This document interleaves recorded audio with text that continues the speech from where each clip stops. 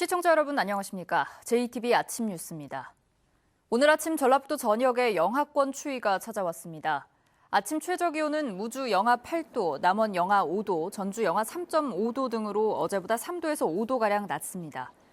오늘은 대체로 맑겠습니다. 한낮 기온은 아침보다 크게 오른 6도에서 8도 분포를 보이면서 추위가 풀리겠습니다. 내일부터 설 연휴 전날인 모레 낮까지 10에서 40mm의 비가 예상됩니다. 전주기상지청은 설 연휴에는 대체로 흐리고 포근할 것으로 내다봤습니다. 익산 낭산면 폐석산 문제의 끝이 보이질 않습니다. 폐기물 처리에 침출수 유출 사고까지 한마디로 첩첩산중인데요. 지난해부터 침출수를 처리하고 있지만 예산은 바닥났고 정부가 내놓은 대책은 현실성이 떨어집니다. 김진형 기자입니다. 익산 낭산면의 한 폐석산에서 나온 침출수가 인근 지역으로 흘러듭니다. 양이 워낙 많다 보니 새로운 물길이 생길 정도입니다. 발암 물질이 포함된 침출수는 비만 오면 밖으로 유출되고 있습니다. 120mm가 왔잖아요, 이번에 비가. 예. 그러니까 꽉 차 있는 상태에서 12cm가 늘은 거예요. 만수위에서 있다 보니까 12cm가 더 차버리니까 그게 좀 넘은 거지. 침출수 처리 예산이 바닥을 드러내면서 올해 침출수 처리에 차질이 우려되고 있습니다. 익산시는 지난해 폐기물 불법 배출업체에 청구하기로 하고 30억 원을 확보해 1년 동안 17,000여 톤을 처리하는 데 23억 원을 사용했습니다. 아직도 3만 톤가량 있는 상황에서 남은 예산은 7억 원에 불과하지만 추가 예산 확보는 없는 상태입니다. 익산시는 폐기물 불법 배출업체에 사용한 23억 원을 청구하고 올해부터 배출업체들이 침출수를 처리하는 방안을 검토하고 있습니다. 더 사용한 금액을 일차적으로 우선권을 청구하자는 데는 환경부랑 이제 말씀이 된 상황이고 그에 관련된 절차를 준비하고 있는 상황입니다. 그러나 전국에 흩어져 있는 배출업체들이 적극 나설지는 의문입니다. 주민들은 좀 더 적극적인 대책이 필요하다는 지적입니다. 극히 미온적인 대책일 뿐더러 신용만 하고 있는 대책이고 실질적인 대책은 예산이 받침되지 않으면 실질적인 대책이라고 인정할 수가 없습니다. 침출수 대신 예산만 바닥을 드러내면서 폐석산 인근 주민들의 불안감은 커지고 있습니다. JTBC 뉴스 김진영입니다. 남원시 자원봉사센터 직원들이 직장 내 괴롭힘을 못 견디겠다면서 센터장을 노동부에 신고했습니다. 센터장은 일에 서투른 직원을 타이르면서 언성을 높인 적은 있지만 이른바 갑질은 없었다고 반박했습니다. 오정현 기자입니다. 남원시 자원봉사센터 한 직원이 센터장과 나눈 대화라며 공개한 녹음 내용입니다. 센터 업무가 아닌 일을 시킨 것에 항의하자 센터장의 목소리가 높아졌다고 주장합니다. 직원이 불만이 있습니까? 기본적인 자세가 안 됐습니다. 나 이런 직원들 데리고 일 못합니다. 직원들은 센터장이 부당하게 야근을 강요하고 특히 계약직인 직원들에게 불이익을 암시하기도 했다고 토로하며 센터장을 고용노동부에 신고했습니다. 직장 내 괴롭힘 금지법을 어겼다는 겁니다. 계약직이다 보니까 재계약에 민감하지 않을 수가 없어요. 그렇잖아요. 근데 너희들 금평으로 조겠다라는 정확한 표현으로 저희 센터장은 직원들의 주장을 적극 반박했습니다. 사적인 업무나 부당한 일을 강요한 적 없고 단지 업무에 서툰 직원과 갈등을 빚은 것뿐이라고 해명했습니다.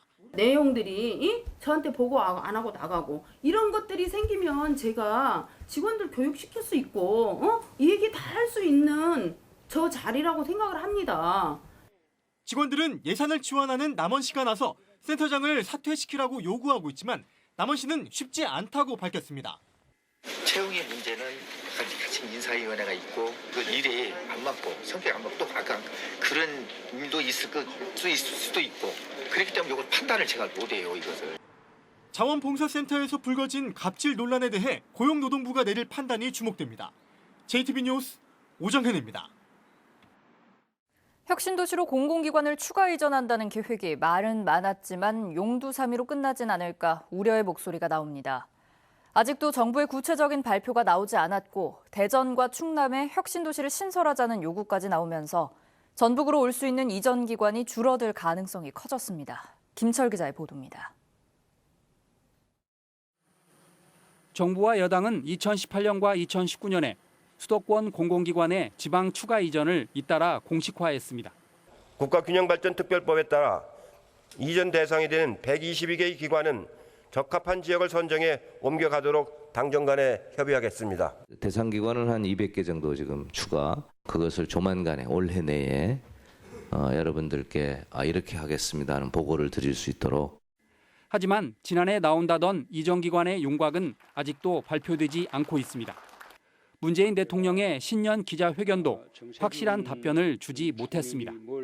문 대통령은 공공기관 추가 이전의 경우 총선을 거치면서 검토하겠다고 밝혔습니다. 공공기관 추가 이전 문제가 총선 공약으로 이슈화되기 힘든 상황으로 해석돼 지역 입장에선 아쉬운 대목입니다. 주변 여건도 썩 좋지 않습니다.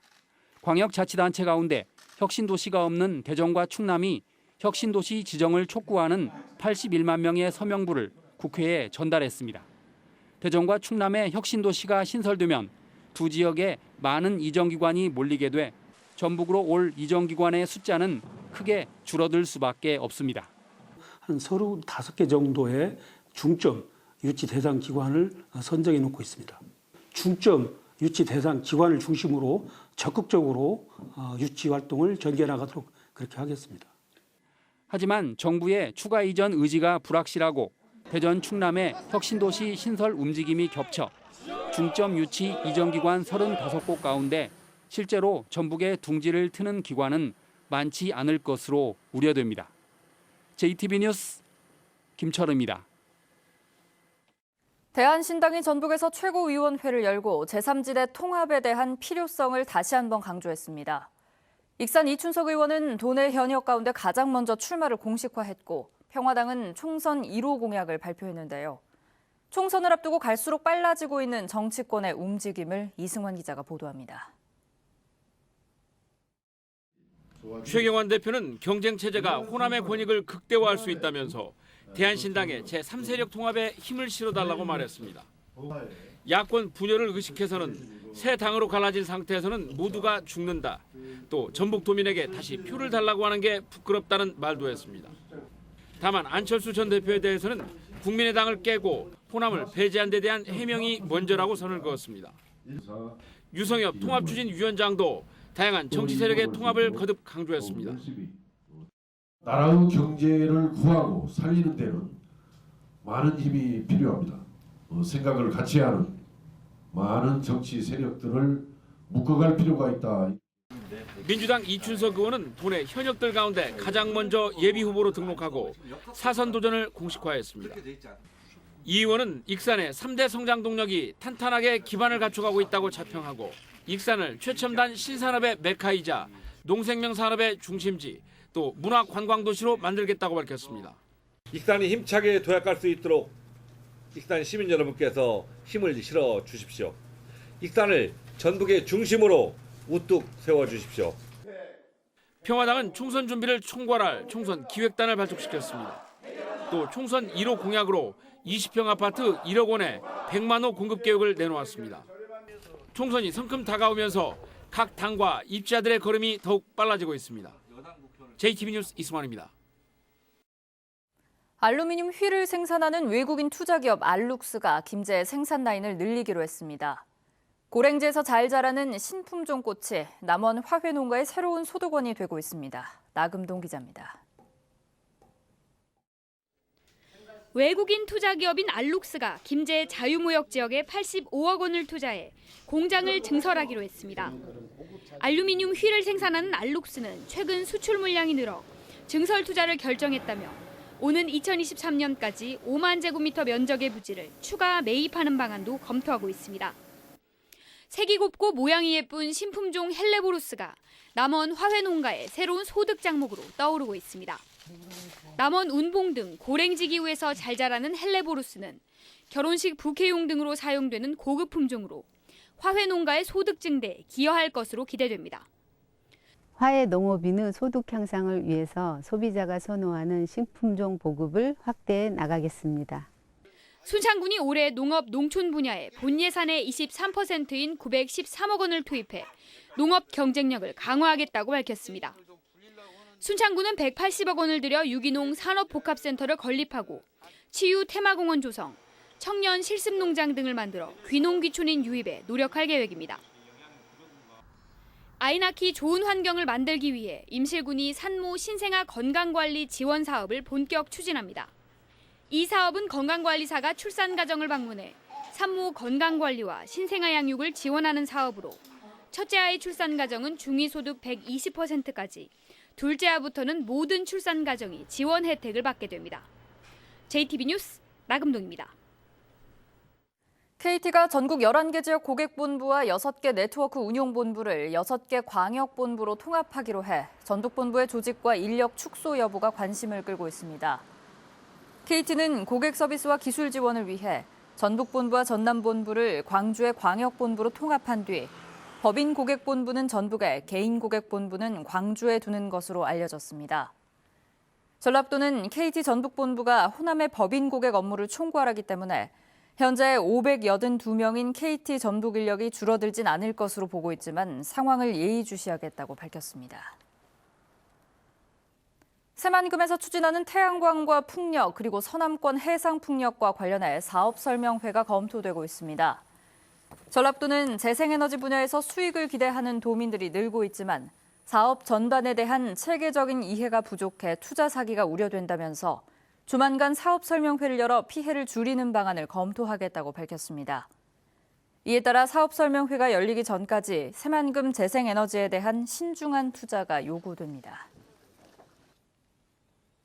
세계 최대 규모의 재생에너지 단지가 들어서는 새만금을 관광자원으로 활용하는 방안이 추진됩니다.